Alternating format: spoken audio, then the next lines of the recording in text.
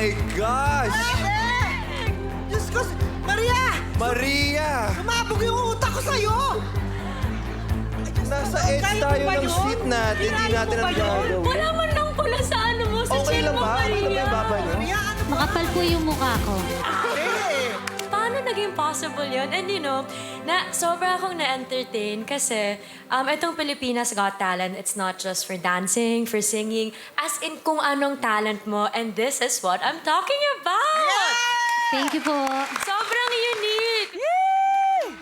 Thank you sa binigay mong excitement na yun sa amin. Sir FMG, your thoughts? Ako ang pinakamahirap na i-please. Kasi ang dami ko ng acts na nakita. Hinahanapan ko yung act mo na bago. 10 silya nilagay mo sa baba mo. Opo.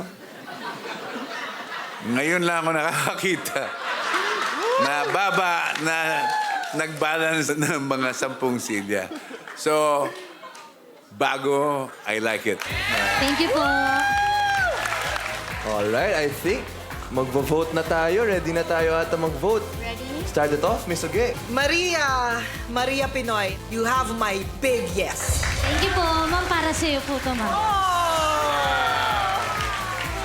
Thank you po. Thank you. Tingnan mo.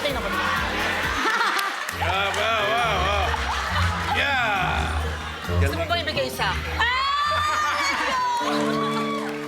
Stage mo na.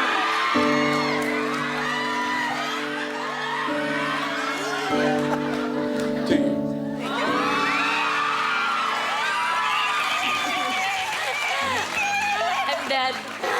Ikaw talaga, Maria Pinoy. Ikaw talaga. Ikaw talaga. Naiinis ako sa'yo. Oh. Kung ano't ano man, ha. Ikaw maganda ng upuan, ha. Sa reception na. Maria, of course, you have my yes. Thank you po. You got it, Maria. It's yes. Thank you po. Maria, dahil mga upuan ang binuhat mo, you deserve a seat in the next round. Thank you po.